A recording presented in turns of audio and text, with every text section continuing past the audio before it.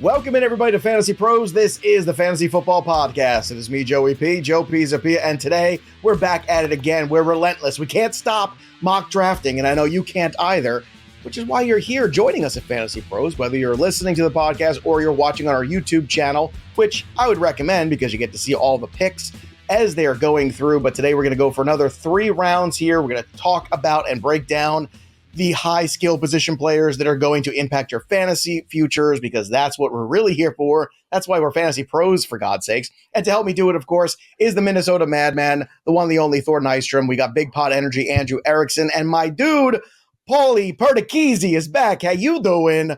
Paul is back again joining the show. He was here last year breaking down draft stuff with us. We're happy to have him once again on the program. And Paul, I know this is your favorite time of year. This is the time where we all get super excited for the draft. We're only weeks away. Are you in the mind of you just want the draft to be here already? Kind of, but I enjoy the process. So I'm not looking to rush it, because I feel like when that third day of the draft ends, all of a sudden I'm a little bit bored in terms of where to start turning my attention. But here we just kind of turn to the next draft class and we start focusing in on the 2024 guys.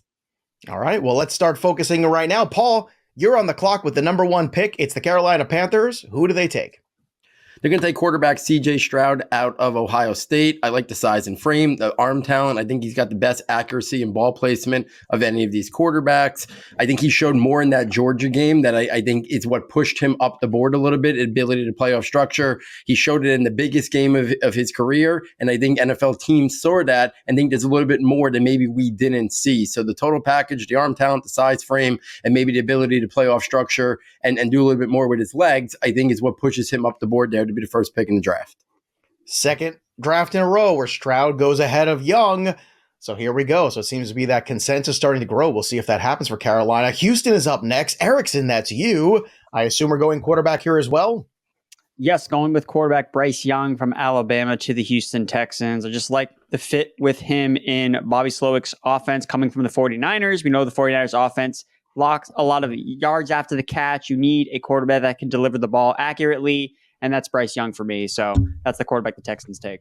There you go. So 2 big-time Dynasty assets. And just a reminder out there, too, we have the 2023 Dynasty Draft Kit available at fantasypros.com/dynasty right now. So if you're upgrading to premium, you can unlock even more stuff that's part of it. But right now, you can get the Dynasty Draft Kit for free. It's got the rookie profiles, the position primers, everything in there, the combine coverage, trade advice, you name it, we got it. Again, it's that 2023 Dynasty Draft Kit at fantasypros.com/dynasty. And don't forget to upgrade fantasypros.com/premium. So that way you get all of the draft kit that you deserve, because you deserve it, because you work so hard on all of this. Thor, you've got the number 3 pick. What are you doing here with the Arizona Cardinals? Yeah, the draft sort of starts here, doesn't it? We know probably the identity of the 2 quarterbacks going above in one way or the other, but with the Cardinals, we're still on trade watch. But, with keeping the teams in the slots that they're in, Arizona staying here, we're going to go with Will Anderson still. There has also been starting to be rumors that even if Anderson's on the board and Arizona's stuck here, maybe they'd look at another player. But for now, I got to go with Will Anderson here. Fills a big need for Arizona. Had almost 150 pressures over the last 2 years. We're going to pop Will Anderson. And as you can see, as we have the last few weeks as well, we're using that PFF software. So shout out to PFF. Put a great product together. We're using that on the YouTube channel for these picks. The next pick is the Indianapolis Colts. And Paul, that's back to you here at number 4. Yeah, and they're gonna select their quarterback, and it's gonna be Anthony Richardson out of Florida. I just think Shane Steichen coming over from Philadelphia, what he was able to do in developing Jalen Hurts, I think he's going to look at Anthony Richardson and see this limitless ceiling, the athleticism, the arm talent, the things he can do in terms of RPOs, getting him on the move, using those legs to create an offense early and let that development and refinement that Richardson still may need, but still be productive and create an offense that caters to him, similar to what they did in Philadelphia for Jalen Hurts. So Richardson's going to be the pick there for the Colts at number 4. All right, going to number 5 here, we have Seattle selecting Tyree Wilson, Texas Tech defensive end. Then Thor for the Detroit Lions with the 6th pick selecting Jalen Carter, Georgia Tech defensive tackle. We've seen Carter move up in these mocks too. I'm wondering if that is going to be a trend we see as we get further away from the incident. Las Vegas Raiders at 7. Paul selected the number 1 corner on the board, Christian Gonzalez, Oregon. Then Lucas Van Ness. We had a nice little edge rusher selection there to the Atlanta Falcons at 8. which brings us over to number 9, the Chicago Bears, and Thor selected Paris Johnson Jr., offensive tackle. Couple offensive linemen here off the board. Paul selecting for Philadelphia, Peter Skoronski from Northwestern here after Paris Johnson goes off the board. And then Broderick Jones, offensive tackle to the Tennessee Titans. He is going there to pick number 11, which puts the Texans back on the board again at number 12. All right, Erickson, that means you're up. We got to get Bryce Young some toys to play with here. So it's going to be Jackson Smith-Njigba, wide receiver from Ohio State, a guy that can generate plays after the catch. Like, he can force missed tackles with the ball in his hands. We talked about that being this Texans offense, I think, is going to look a lot similar to some of these 49ers offenses we've seen over the last couple of years. And I think he's a perfect fit, especially where they don't really have a receiver that they can force the ball to. It's not Nico Collins. It's Jackson Smith-Njigba. Yeah, we'll talk about remaking an offense and 2 picks. There you go. So JSN and Bryce Young going to the Texans in this draft. That's certainly fun. We like that from a fantasy perspective. Number 13, the Jets, if they still have this pick on draft day. Thor is giving them Brian Branch, the safety. Then Paul again for the New England Patriots at 14 selects cornerback Devin Witherspoon from Illinois. Then we go back to Andrew Erickson, who's been busy taking some fantasy guys. At number 15, the Green Bay Packers are up next. So what'd you give them? Michael Mayer from Notre Dame, tight end. Green Bay has no tight ends really on the roster that they can actually use as featured weapons. They lost Alan Lazard. They lost Randall Cobb. Maybe that's not a great loss, but regardless, they still need to add some weapons around Jordan Love, who, if he's going to have any hope of being the quarterback this year and for the future and find success. So I think Michael Mayer as an all-around tight end can kind of do it all for you. He can block and catch passes. He's not super athletic, but hey, he's still a good football player. So he's going number 15. Thor and Paul, you guys let Erickson have all the fun. He's up again with the 16th pick in Washington, and you let him take another big offensive player. So Erickson, what do the Commanders do at 16 in this draft? They ruin our lives by taking Bijan Robinson from Texas, forming a backfield with 2 B. Robinsons. Just imagine the chaos when somebody drafts Brian Robinson in the first round thinking that it's Bijan Robinson. Yeah, that's going to happen in fantasy drafts, and I'm all for the chaos. But in all seriousness, I think when we look at the GM from the Commanders, Martin Mayhew, he loves drafting running backs. Like, he's drafted running backs when he was the Detroit GM. He's drafted running backs last year with Brian Robinson. Like, in day 1 or day 2, like, I think Washington's going to draft another running back. Tony Gibson's a free agent after this year. And look, Brian Robinson is a one-dimensional early down grinder. He's not a special running back. When you look at Eric Bieniemy coming over from the Chiefs, obviously he doesn't have Patrick Mahomes anymore. So how is he going to put his staple on this offense? And we look at other offenses that he's seen, whether it was his time at UCLA, the Vikings, or the Kansas City Chiefs as a running back coach. Those running backs there, Maurice Jones-Drew, Jamal Charles, Adrian Peterson, like super elite special running backs. And I think they want to get that guy with Bijan Robinson. I'm not surprised to see him go in the top 20 picks, that's for sure. Number 17, the Pittsburgh Steelers. Paul, you are up next. You selected Deontay Banks from Maryland, the cornerback. Then Thor was up at 18 for the Detroit Lions. Thor, where did you give the Lions at 18? I gave him Dalton Kincaid of Utah. He is the competition for Michael Mayer to be the first tight end off the board. I think he's got a decent shot at that. Detroit needs pass catchers. They need more weapons for Jared Goff. Obviously, they need defensive help too, but earlier on we went defense, and in day 2 we're going to be going defense too. But Kincaid, number 1 PFF receiving grade in the tight end class last year. Number 3 in hands grade, only had a 2.8% drop rate, despite the fact that he was just getting funneled usage there. Hit over 10-inch hands, and they are vice grips. He was 9 of 18 on contested catch situations last year as well. We're going to go with Dalton Kincaid. There's a lot of folks, Thor, that think that Kincaid is going to be the better fantasy tight end compared to Mayer. Do you agree with that? He definitely will be. Yeah, okay. He is the superior receiver to Michael Mayer, and that's why he's in that, contention with Mayer to be that first tight end off the board. All right, finally, our guest gets to talk again. At 19, the Tampa Bay Buccaneers. Paul Perdichizzi, you are on the clock. Yeah, and quarterback out of Kentucky, Will Levis. Listen, draft Twitter, some Twitter people are a little down on Will Levis. And I kind of agree. He's more of an early second to mid-second round talent. But the big NFL media guy says it sounds like they like him more and they think he can go round 1. So I think Tampa Bay pulls the trigger here if he falls this far. The arm talent, I think it's a bet on traits, right? That we know the inconsistency, we know some of the flaws he has, but the prototypical size, the frame, he's got decent athleticism, and he's got the arm talent that I think an NFL team is going to look at him and say, we can develop him, we can harness him, we can, get him to be our franchise quarterback. And then with what's there, on the depth chart for the Bucs, I think they would pull the trigger if he was staring them in the face at pick 19. Let's just hope he doesn't pick up any bad habits from Baker Mayfield. All right, let's get to number 20 here, the Seattle Seahawks, who have a bunch of picks here in this draft. Erickson, you are up next. Let Geno cook. I'm going to go with Zay Flowers from Boston College, wide receiver.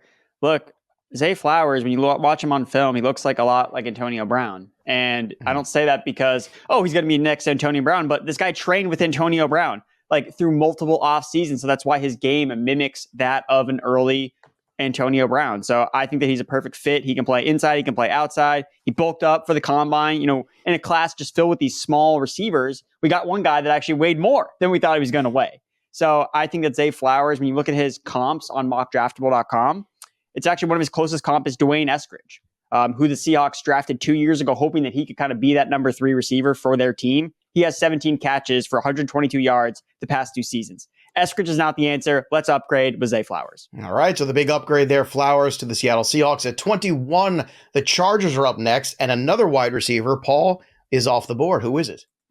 Yeah, and it's Jalen Hyatt out of Tennessee. I think Justin Herbert is one of the best deep vertical throwers in the National Football League, but I don't really think his wide receivers are set up. I think Mike Williams can get deep, but wins more at the catch point. Keenan Allen, a great route runner, but more of a slot guy. I think Jalen Hyatt could be that missing piece to that offense, be that vertical component that matches Justin Herbert's skill set. I know there's concerns about Hyatt's route running and refinement, but I think in terms of its acceleration, burst, speed to win deep, I think he's a really strong complement to Mike Williams and Keenan Allen that could take that offense maybe even to the next level. Well, they're going to need some more help because obviously last year still a lot of missed time between those two wide receivers, and it seems like every year we're missing Mike Williams. Paul, let's stick with you because we're having fun. We're drafting wide receivers. Baltimore's up at 22. They want to finally take a wide receiver? Yeah, we don't know who's going to be the quarterback of the Ravens, but they do who need needs upgrades. Quarterbacks? Let's just draft wide receivers. Come on, it's fun. We need upgrades at the wide receiver position there. Obviously, Rashad Bateman hasn't developed into that alpha wide receiver just yet to battle some injuries. So they're going to select Jordan Addison out of USC. Little undersized, good athleticism, not great athleticism, but really strong movement skills. Separation quickness in and out of his breaks. I love the footwork. I think he can win at all 3 levels of the field. Really one of the better route runners in this class. I like what he could do after the catch. I think he would really add a different dynamic element that can maybe hopefully take that offense to be a little bit more explosive in terms of the pass game. Next up is the Minnesota Vikings at 23. Thor finally got this pick just ripped away from him. Erickson, what are you going to give the Minnesota Vikings? I'm giving the Minnesota Vikings Hendon Hooker, Tennessee quarterback, which I know Thor is absolutely in love with this particular selection here. He might walk off the show. I don't know. All right, let's talk about why. He took all the willpower in the world for him to not delete this from the draft sheet. But I'm going with Hendon Hooker here. Look, Kirk Cousins' guaranteed money is gone after this season, so I think the Vikings are going to be in the market for a quarterback. And before Hooker tore his ACL, I think that he had a chance to win the Heisman this past year. So I know he's old. 25. He's going to be 30 by the time his rookie contract ends up. But hey, if the kid can ball, I think that he can deliver in a Vikings offense. And look, they're going to need a quarterback sooner rather than later. All right, we're going to give Thor some Earl Grey tea, let him relax a little bit for the rest of this round here, and then we'll try to regroup. At 24, the Jacksonville Jaguars, Thor gave them Joey Porter Jr., the cornerback. Then TCU has a pick going off the board here at number 25 to the Giants. Paul, let's talk about Quentin Johnston. Yeah, I think a really polarizing prospect. Has the prototypical size, great athleticism, doesn't always play up to that size. Some drops issues, but I think for the Giants, they're looking for an outside alpha wide receiver. And Quentin Johnston, while he's my number 6 wide receiver, I think a lot of people have him higher on their draft boards. They see that ability after the catch. He moves, his movement skills and his athleticism for a guy, his size is very rare. Just like to see him put it all together, use that catch radius, use that leaping ability to win more and dominate more at the catch point. But the Giants wide receiver room still in need of upgrades. They might see the value of Quentin Johnston and not be willing to pass on that, even though there's some concerns and flaws in terms of Johnston's overall game. Okay, so after that, number 26, the Dallas Cowboys, Thor gave them Nolan Smith, the combine superstar, the outside linebacker. Then defensive tackle Brian Bresee goes to Buffalo. Thor gave them at 27. Then at 28, the Cincinnati Bengals select Darnell Wright, Tennessee offensive tackle. Clemson defensive end Miles Murphy off the board at 29 to the New Orleans Saints. The Eagles at 30 select Kalijah Kancey, Pittsburgh defensive tackle. Then Anton Harrison, offensive tackle to the Chiefs at 31, and that closes out that first round. I want to remind you, too, if you're listening to the show, head over to YouTube to watch. You can see the board as it unfolds there. Again, subscribe to Fantasy Pros, youtube.com/Fantasy Pros. Click that little bell till it goes ding for notifications, too. And if you leave a comment, we're giving away 1 free year of premium Fantasy Pros. Doesn't get much better than that. So drop a comment on the YouTube, go subscribe, watch the draft, have some fun because you're listening anyway. And look, Thor's really handsome. So really, it's you get the full effect the whole way. All right, let's kick off the second round here at the very top of this board here at 32 with the Pittsburgh Steelers in round 2. Adetomiwa Adebaware. I did it again. See, there you go, Thor, just for you. Defensive lineman. Then Erickson is up at 33. The Houston Texans have been busy. They got a quarterback. They got a wide receiver. What comes next, Erickson? We just got to get this quarterback more weapons from his Alabama days. So I'm going to go with Jahmyr Gibbs, running back from the Crimson Tide, reuniting him with Bryce Young. We've seen this happen in the last recent drafts where we're just pairing college quarterbacks with some of their pass catchers in those same offenses. And for most of the time, it's been working out pretty well in the NFL. So I think that the Texans, who are notoriously in love with drafting players from Alabama, just from last year, from their Patriots ties, it makes sense here. And when you look at this Texans roster on offense, the one thing they're lacking, or at least one of the major things they're lacking, is speed. They don't have any game-breaking speeds. Even Jackson Smith-Njigba, he's not offering them a speed element to that offense. Gibbs, 4.36 wheels, can catch passes out of the backfield. Makes it a little bit easier, makes life easier for Bryce Young, who we know is a smaller quarterback, maybe can't see over his offensive lineman. Oh, what do you know? I'll just dub it off to my guy that has wheels to burn. So I love the pick here with Jahmyr Gibbs. And humble brag, I mean, 50-1, he's on my draft prop card on bettingpros.com. I think there's worse ways you could spend $5. All right. Thor, since you've been so quiet lately here with these picks, a lot of defensive picks for you. Dameon Pierce's value, if this should happen, what does that do potentially to Dameon Pierce? Wouldn't help. Dameon Pierce, he would just turn into the early down grinder because you have to have Jahmyr Gibbs on the field at minimum for all the passing downs, and Jahmyr Gibbs would start to eat into his carries a little bit too. But yeah, it wouldn't help. All right, at 34, Thor gave the Arizona Cardinals Kelly Ringo, cornerback, then Osiris Torrance from Florida, the offensive guard, goes to the Indianapolis Colts at 35 from Paul. Then the Rams up again at 36 for the first time. Thor gives them Cody Mock, the North Dakota State offensive tackle. At 37, the Seattle Seahawks and Mr. Erickson, the GM, gives them John Michael Schmitz, Minnesota center. Next up is Paul with pick number 38 for the Las Vegas Raiders. So, Paul, you're on the clock. Yeah, they traded Darren Waller. They need a starting tight end, and I'm selecting Darnell Washington out of Georgia. The size and frame is really rare. It's almost like another offensive tackle there, but we're talking about a guy who's also got great athleticism, speed, and movement skills for that size and frame, great catch radius. The production was limited in college, but that's also because the best tight end in college football was there ahead of him in Brock Bowers. So I look at a guy like the offense that Josh McDaniels wants to run. I think Darnell Washington helps the run game, but then also McDaniels will find mismatches to get him involved pretty regularly, I think, in the passing game, especially off of play action and in the red zone. So I think they bet on the upside and the potential of Darnell Washington to help not only in the run game, but then also obviously in the pass game as well. It's definitely a good time to move on from tight ends because this is a good tight end draft. And we don't get to say that very often. In fact, I don't know if I've ever said that in all the years I've been doing this. But this is a really great tight end draft. That doesn't really happen. So certainly a good time for a little changeover there. Let's change over again. Pick number 39, the Carolina Panthers. Paul, you are up next on the clock. What do you want to give Carolina here? You've already given them the quarterback. Who goes along with it? Well, to get up there, to get that quarterback, right? They gave up DJ Moore. They're remaking the wide receiver room. In free agency, they went out and got DJ Chark, Adam Thielen. I think they need another guy for the outside. So I'm selecting Cedric Tillman, wide receiver out of Tennessee. Very good size and frame, good athleticism, speed, and acceleration to win vertically and create late separation. Love the body control, the ball skills, and the length. He can go up and get it. Good play strength and physicality. If you go back and look against some of the games Tennessee over the last, not so much this past year, but the year before, he really dominated against some really big-time opponents in the SEC. So I like Cedric Tillman here. I think he fits what they need as another outside wide receiver to complement the guys they brought in free agency. At number 40, the New Orleans Saints and Andrew Erickson select Drew Sanders, Arkansas inside linebacker. Thor, finally some fun for you. Pick number 41, the Tennessee Titans. What do you got? Yeah, finally got a shot to take a skill guy. But with Tennessee here, we plugged the offensive tackle hole in the first round. What's the other enormous one for him? It's receiver. right now their three projected starters. They're Treylon Burks, that one's fine, but the other two not so much. Nick Westbrook and I think Kyle Phillips right now the projected slot starter. The best receiver left on the board here pretty easily is Josh Downs from UNC.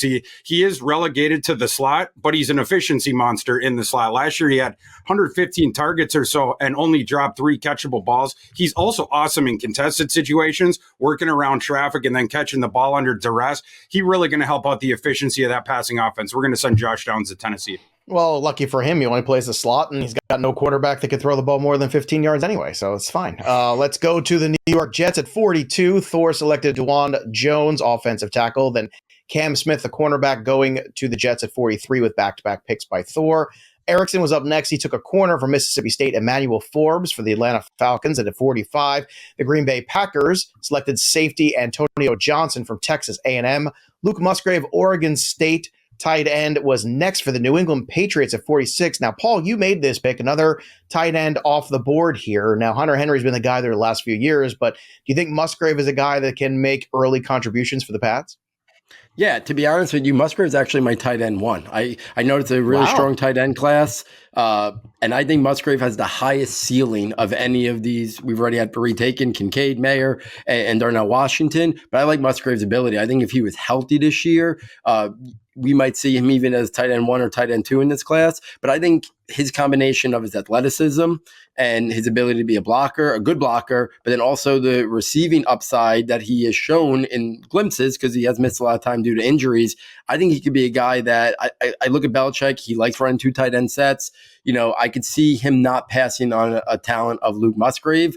We know it's hard for tight ends to transition, but if he was to put it together, and we know it's a big if, making comparisons, but I think his upside, if he hits, could be a George Kittle-like player. The athleticism, the blocking ability, and the receiving capabilities. I really like Musgrave. It might be a little slow out of the gate in terms of fantasy production, but he'd be a guy that I'd be betting on long-term. All right. Thor goes back to the offensive lineman there for Detroit at 48, taking Steve Avila. Then Trenton Simpson, Clemson linebacker, goes next off the board at 49 to Pittsburgh. That's Paul's selection. Then Paul came back again for the Tampa Bay Buccaneers at 50, selecting Keon White, Georgia Tech defensive lineman. Thor, you're back on the clock here for Miami at 51. What do you have? Yeah, the Miami's first pick at the draft. What do they need? They need pass catchers. You have the 2 studs in Hill, obviously, and then on the other side, Jalen Waddle. But Miami had one of the lowest percentages of balls thrown to their wide receiver 3 last year. They were also one of the lowest teams in terms of percentage of balls thrown to a tight end. They got to get one of those 2 things, whether it's the third wide receiver or whether it's a receiving tight end. Let's get one of the best receiving tight ends in this class that you can stick in the slot right away. Sam Laporta from Iowa. I'm wearing my hat for Sammy Ballgame in this episode. 74 of Laporta's 111 catches the last 2 years went for either first downs or touchdowns, 2/3 of them. He's also the best running after the catch tight end in this class, and it's not particularly close. Last year, he was number 1 amongst all FBS tight ends with 20 missed tackles forced. That's the 5th highest single season total that PFF has charted in the 9 years where they've been doing that in terms of tight ends after the catch. Laporta, he was stranded in this awful offensive situation with Iowa, unfortunately, but both the last 2 years, he led the team in both receptions and receiving yards by margin. Last year had 24 more catches and 270 more yards than any other Iowa receiver. He's going to help out that Miami offense quite a bit where you get all that intermediate space because the safeties have to play back because of the speed of the other 2 guys. Laporta's going to eat in that. It's a long lineage for the Iowa tight end, so it'll be fun to see Sam Laporta continue to hold that torch. At 52, the Seattle Seahawks and Andrew Erickson select Jack Campbell from Iowa, so back-to-back Iowa boys there, inside linebacker.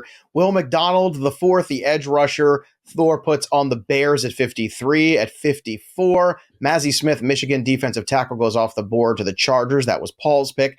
Then at 55, the Detroit Lions going with Thor. BJ Ojolari, the edge rusher. Now, again, if you want all the breakdowns of some of these defensive players, because you play an IDP, you could always hit up Bogman, or you can go check out our Discord at fantasypros.com/chat, because we're going to be doing some extra stuff there around the draft time on the defensive players too. So make sure you're part of that. Again, it's free to join, fantasypros.com/chat. That's our Discord channel there. Let's go to 56. Next up is Matthew Bergeron, the offensive tackle here for the Jacksonville Jaguars. Thor puts him there in Jacksonville. At 57, the Giants are up next with a cornerback, and that's Utah's Clark Phillips. So Paul made that selection. Back to the Dallas Cowboys at 58, and Thor, Cowboys are known for kind of taking the best fun player on the board. Is this what you're giving them here? We definitely are. Bijan Robinson didn't fall down to them in this exercise, but Zach Charbonnet has fallen down to them in the second round of this exercise. I think that this would be a pretty easy pick for Dallas, a guy that would pair really well with Tony Pollard. Last year, Charbonnet was number 3 in the nation, 122 forced missed tackles, was also top 20 in the nation in elusive rating. He's that big hammer back, again, that would pair really well with Tony Pollard. But Charbonnet is also a little bit underrated as a receiver. People don't give him this credit, but he averaged over 10 yards after the catch last year. 9.1 career, and he was number 13 last year in PFF receiving grade for this running back class. Let's send Zach Charbonnet to Dallas. All right, so Tony Pollard gets some competition potentially there for some carries over in Dallas at 58. At 59, the Buffalo Bills are up next. Thor, that's you again. So where do you want to go for the Bills? We're going to go Marvin Mims here. Marvin Mims is super duper underrated, and I don't get what people are missing with him. He started to open up some eyes after his testing, but it shouldn't have taken till that. Marvin Mims is the all-time high school leader in Texas in terms of receiving yards, not particularly close. That his first year at Oklahoma as a true freshman, he was dominant for Lincoln Riley playing right away. The last 2 years went down a little bit, but you have to keep in mind the context of the situation. 2021 was the year where Lincoln Riley had 1 foot out the door, and then Spencer Rattler imploded in the first half of the year. And then last year, Lincoln Riley's gone for USC, so was Caleb Williams, and then they went 6-7 with Brent Venables. The offense was a mess. Marvin Mims can play, and he's a downfield killer despite his size. Certainly has the athleticism for that, but also the ball skills in the hands. We're gonna send Marvin Mims to Buffalo. All right, who are we sending to Cincinnati with the 60th pick, Erickson?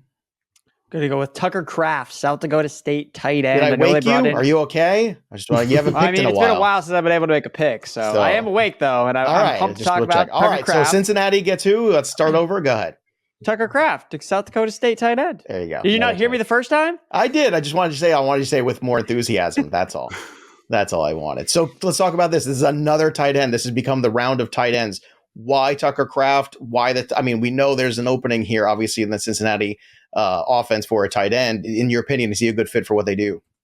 I think so. I mean, you're looking at a guy that can offer abilities as a receiver. Now they do have Irv Smith there as well that they added in free agency, but he's on a low flyer deal and he hasn't been able to stay healthy. So we don't really know what we're going to get from him. But Tucker Kraft was super productive in 2021. He was 11th in PFF receiving grade. He got hurt last year, which has kind of hurt his draft stock a little bit. But we've seen players, especially at the tight end position, come out of South Dakota State before, Dallas Goedert, and be mega producers despite, competition questions. Dallas Goedert has been fine, transitioning from South Dakota State to the NFL. And I think that Tucker Kraft will follow a similar path here. And it's hard to ask for a better situation if he earns that tight end 1 job in Cincinnati, where we see a player play all the downs as a starting tight end. In this draft, all the backfields for the teams in Texas got a little crowded here. I want to reverse a little bit for a second, if I may. Erickson, get your take here. What does Zach Charbonnet mean to the Dallas Cowboy backfield in terms of Tony Pollard's value in 2023, if that happened?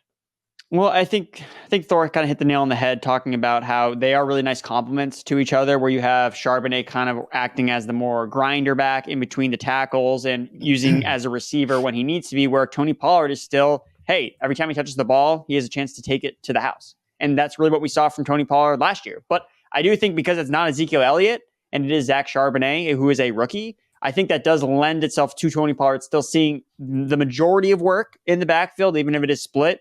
But Pollard still makes up for it based on the fact that he is super efficient and he could actually see potentially goal line touches, which was never the case with Ezekiel Elliott. So if people would be down on Pollard because of the addition of Charbonnet, I would be a buyer. At 61, the Bears are buying Julius Brents, the cornerback from Thor selection there. At 62, the Eagles are back on the clock. Paul, that's you. What do you want to give the reigning NFC champs? Yeah, after fortifying the O-line and D-line in round 1, which is typical Eagles fashion, they make a little bit of a splash here and add a playmaker in wide receiver Tank Dell out of Houston. They have A.J. Brown. They have Devonta Smith. After that, it's kind of up for grabs. Quez Watkins was their 3rd wide receiver last year. I think Tank Dell, while undersized, explosive, good athleticism, speed, bursts, his separation quickness in and out of breaks, I think is one of the best, if not the best, in this entire class. The suddenness, his ability to make people miss, change of directions. He could be an explosive guy on jet sweeps, do stuff with him and Jalen Hurts in the backfield and on design runs. Could be a returner. I think this adds another weapon to that offense and make them even more explosive on that side of the ball. And to close out the second round, the Kansas City Chiefs and Thor at 63 select Isaiah Foskey, the edge rusher. So before we move on to the third round, we're going to catch our breath for a moment and just want to remind everybody we got some fun stuff going on here at Fantasy Pros. Because you're listening, because you're a football lunatic.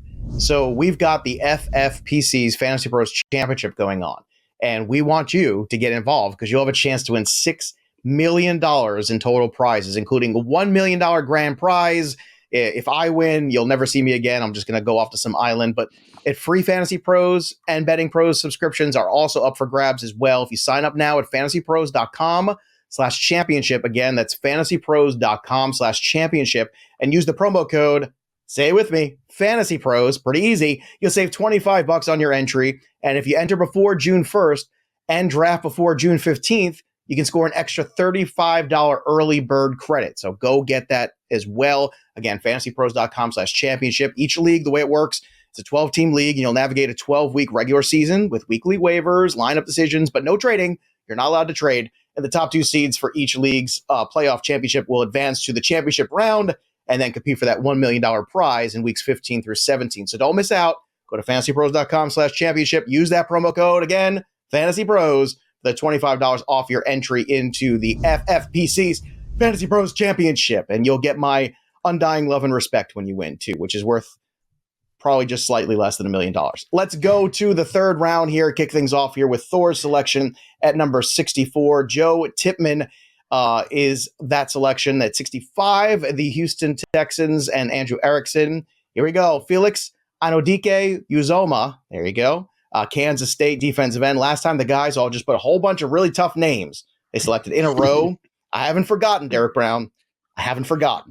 Let's go to Thor's pick here at 66, because this is a fun fantasy one for Arizona. Thor, what do you have?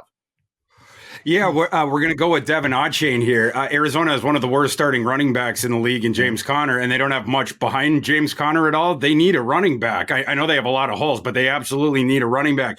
And you want to talk about great compliments? You have the big hammer back in James Conner, and then with Otchain, you have the kid that has unteachable speed, 4.3 2 wheels, and he is running the 4.2s in the past.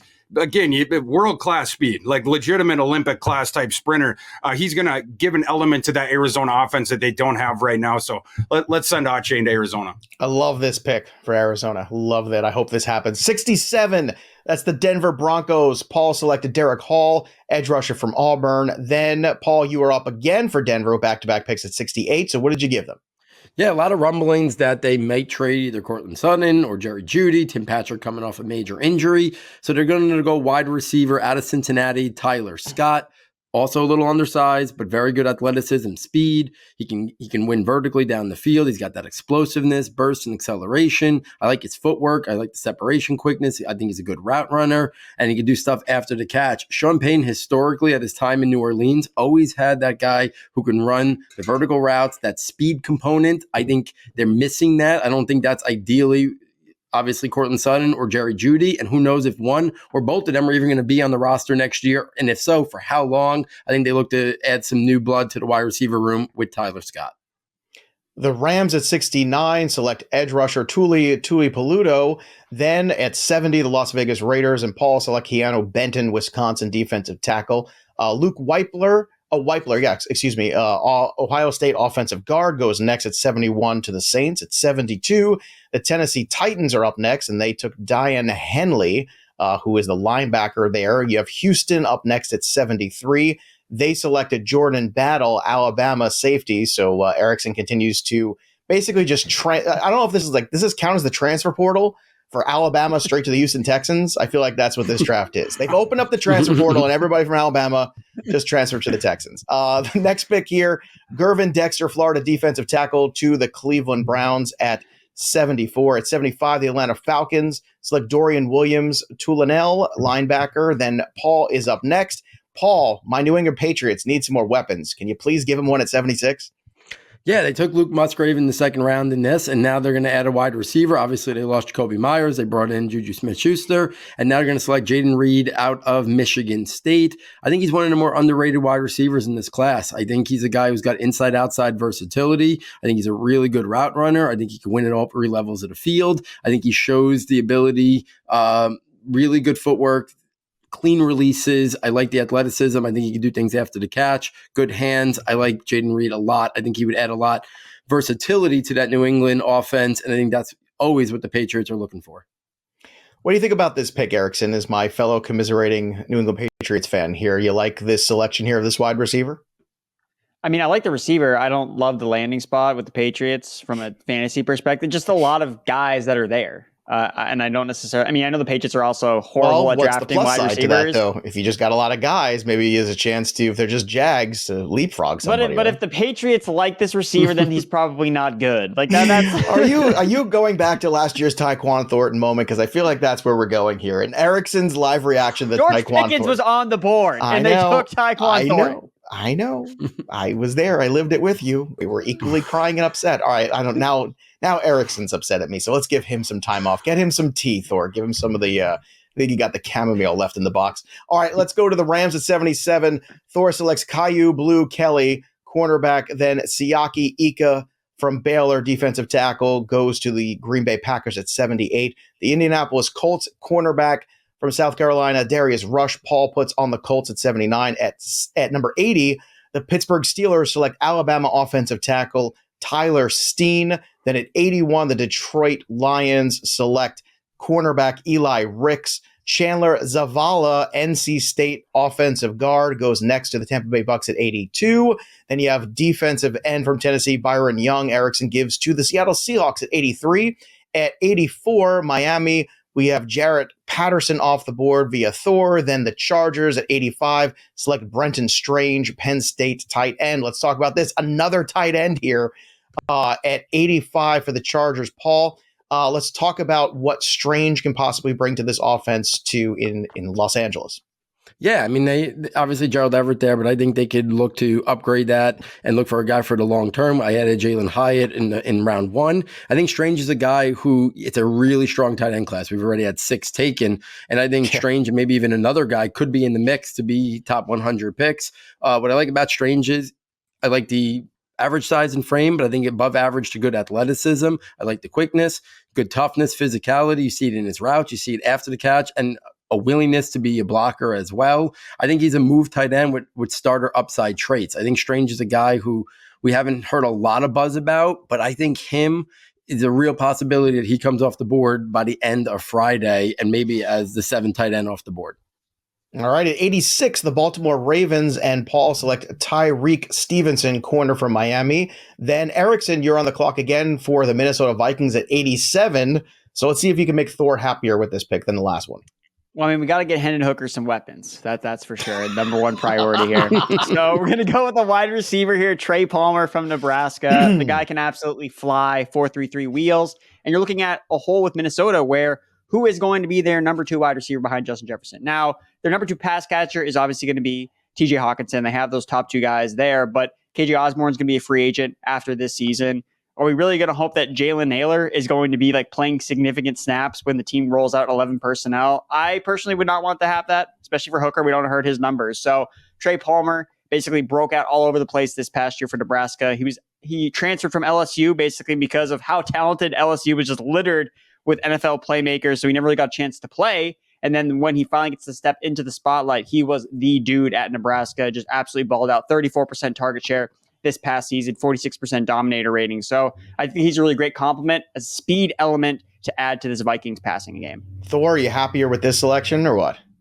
I'm happier with this selection, yeah, by a little bit, but it wasn't a high bar to clear with the Hooker pick. Fair enough. At 88, the Jacksonville Jaguars and Thor select Zach Harrison, the edge rusher. Then Paul for the Giants selects Arkansas. Was it offensive lineman here? Ricky Stromberg, I believe. Yes. Center. Yeah. Oh, center. Yes. Okay. So offensive lineman / center. Then we have at number 90, the Dallas Cowboys selecting Nick Saldiveri, interior offensive lineman. Then Thor, you're up again at 91 for Buffalo here. Buffalo could use some fun here. What do you have for them?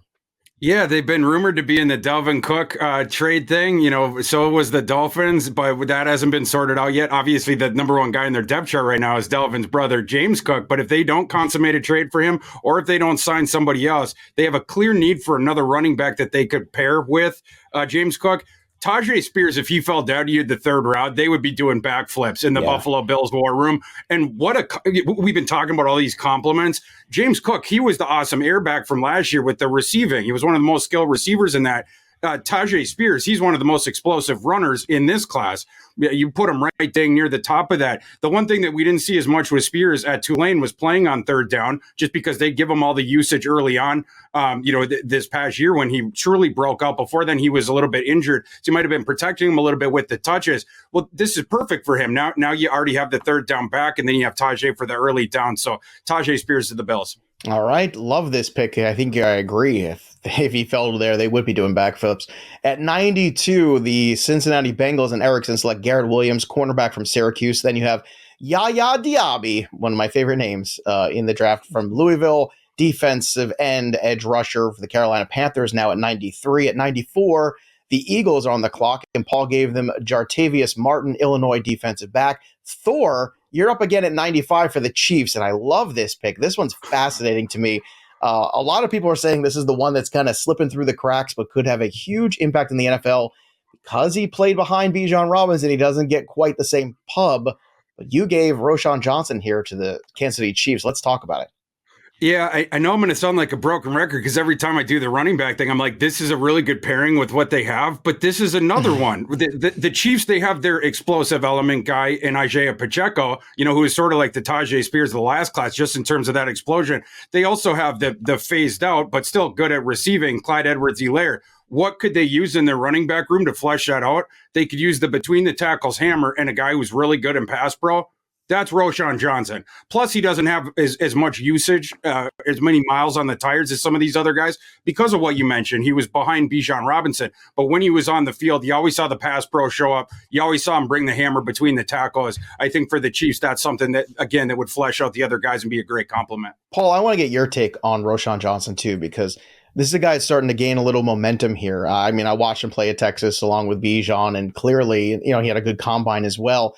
Do you think this is a guy that can make an immediate impact if he lands in a good offense like the Kansas City Chiefs, for instance? Yeah, I think he is. He's actually my 6th rated running back ahead of bigger names like Zach Charbonnet and some other guys. Mm-hmm. I think he's a guy that if he was the UCLA running back, let's say, or another spot where he was the bell cow guy, I think he'd be getting a lot of buzz. And I just did a podcast over at Saturday Sunday with Fran Duffy, and he was going for some of the analytics and just how impressive he is in the limited sample that he has in terms of creating yards and yards after contact. And you see that with his game. He really has a 3-down skill set, even though he's not going to be this prolific receiving back. He can handle his own as a pass catcher. He's good in pass protection. He's a guy who's been a core special teamer. So you're talking about a guy that's going to check off every box for an NFL team. And I think there's a lot more than we've seen there. So some people looking for these big productive, seasons in college football. We haven't seen that at Roschon Johnson. But I think you put him in Kansas City, pairing him with Pacheco, I think you're talking about a duo there that could be very productive. I think he could be a guy that you see score a lot of touchdowns if he ended up in that offense. And I do think he's a guy. I think he's got good athleticism, the play strength, the toughness, the physicality. I think strong leg drive. There's a lot to like about his game. I think people are going to be surprised when they hear his name over some more buzzier running backs that they're expecting to come off the board on day 2. I think Roschon's going to go higher than a lot of those guys, and some people are going to be a little bit caught off guard who maybe don't just know how talented of a player he is. Love that take. So good. All right, let's go to 96 here. The Arizona Cardinals are up next. Thor, that's you. What do you give the Cardinals? We gave the Cardinals Rashee Rice here from SMU. The other picks that we done with them, they went defense early on, and then this past round we gave them Devin Otchain earlier. With this pick here, you're getting the receiving element. They need to add one. The receiving room there is not very good. We talked about how they have holes all over the roster, but Rashee Rice, to me, he stands out above some of the other receivers that would be on the board now. Guys like Kayshon Boutte, who just had the awful draft process and then was not good last last year. And then some of the other guys you look at, I think Rashee Rice would clearly be above them. He can play on the outside. He also played in the slot a little bit at SMU. He has the explosion to get downtown, and he has a much larger wingspan than his height would indicate. So when you see that kid get up in the air and it's like, oh my gosh, sometimes you're surprised by the plays he makes downfield. It's because of that really good ball skills. Doesn't get jarred by contact either down the field. We've seen him make a bunch of contested catches there. So I think Rashee Rice would really help out that Arizona receiving core. All right, let's close out round 3 here at 97. The Washington Commanders, Erickson gave Christopher Smith, Georgia safety, then Noah Sewell, Oregon linebacker, to the Cleveland Browns at 98. At 99, the San Francisco 49ers select Blake Freeland, BYU offensive tackle, then offensive guard Emil Ekiyor Jr. from Alabama goes to the Las Vegas Raiders at 100. Then with back-to-back picks at 101 and 102, the 49ers select Cameron Mitchell, Northwestern corner, and Nick Herbig, Wisconsin edge rusher / outside linebacker. So there you have it. And Erickson, although we were joking before about all the Houston guys getting, all the Alabama guys going to Houston, isn't that a great way to start turning around an organization, is bring in a bunch of guys from a culture of winning? Because the Houston Texans have had a culture of losing for the last few years. The last few years, I feel like it's Deshaun Watson did take them to the playoffs 3 years ago. But I don't think they were ever I don't think anyone ever viewed. Every time they made the playoffs, it was, they won the worst division, and then they're going to go get their butts kicked by the Patriots or whoever the alpha of the AFC was. They would always kind of back their way into winning the AFC South, which was always a horrible division. So I don't think the Texans have ever really been that good, since 2002 when they first became a team. So yeah, I think that instilling a winning culture, I don't think it's by accident that they are drafting so many guys from Alabama. And I'm not just saying, they did it last year too. And they're doing the same thing the Patriots do. They're bringing guys from the Patriots. They're bringing guys from Alabama. Winning cultures. And I think it starts at the top with Bryce Young. Paul, before we let you go, and again, everybody should absolutely go follow Paul on Twitter at Paulie23NY and check out his podcast Saturday to Sunday because it's great. And again, Paulie23NY, that's the Twitter. Do we have Aaron Rodgers clarity before the draft kicks off in a few weeks here, Paul? I know you've got a Giants hat on, but I'm asking you a Jets question here. I'm staying in Jersey for a moment. Yeah, honestly, I'm not sure. The coverage here in New York is it's nonstop. It's the same day. It's been exhausting, and I really don't know, and then there was a report from a guy who looks to generate buzz, but he's on the main talk radio show yesterday, Craig Carden, saying that he thinks the 49ers could jump into the mix if this Aaron Rodgers Jets thing continues to linger. I do think it's going to get done. I think the Jets are probably unwilling to. They want some protections, I think, on the picks maybe in the future if Aaron Rodgers decides to hang it up. I think that trade that they made with Elijah Moore to get that other second-round pick, I think that was the Jets putting the wheels in motion that they want to get probably an offensive lineman at some point, maybe with that second-round pick, maybe a center or something like that. So I do think that'll be one of the picks they give. I think what's holding it up is the future pick. I think Green Bay's probably holding firm that they want a definitive pick. Jets probably want protections on that. But I'm not sure. I could see Green Bay saying, we'll let this play out after and see if the Jets get a little bit desperate on draft weekend or post-draft weekend and let this go. So I'm not sure. I don't think we're going to get the clarity. I think if we were going to get clarity prior to the draft, we might have gotten it already. I think Green Bay might dig their heels in and let this linger a little bit longer post-draft to see if the Jets kind of say, okay, we'll give this. We won't ask for a protection back in terms of, a conditional, like if he does this, the pick is this or not this. I think Green Bay might dig in a little longer. I'm sure it'll happen right after whatever we record our next mock draft, like an hour after. So then all the picks are wrong. That's my prediction. That tends to be what happens. And by the way, again, go check out Paul's show Saturday to Sunday. It's the football podcast there. Paulie23NY is the place to find him. And fantasypros.com/dynasty. Go get the dynasty draft kit. It's free. It's out there for you right now. Get prepped for all your dynasty leagues. We know you got your rookie drafts coming up there, and upgrade to premium so you can unlock even more of the incredible content and go join us in what is going to be an epic battle for fantasy football supremacy. Again, FFPC's Fantasy Pros Championship, $6 million in prizes, $1 million grand prize. You get $25 off your entry with the promo code Fantasy Pros. Go check it out right now, fantasypros.com/championship, because we're rooting for you. And don't forget to make sure you subscribe to our YouTube channel because we're going to be covering the draft live again here like we do every year, and click that little bell till it goes ding for notifications as well. So you know every time a piece of content drops here on the YouTube channel. That'll do it for us. But the story of the game goes on for Thor, Andrew, and Paul. I'm Joey P. We'll see you next time, kids.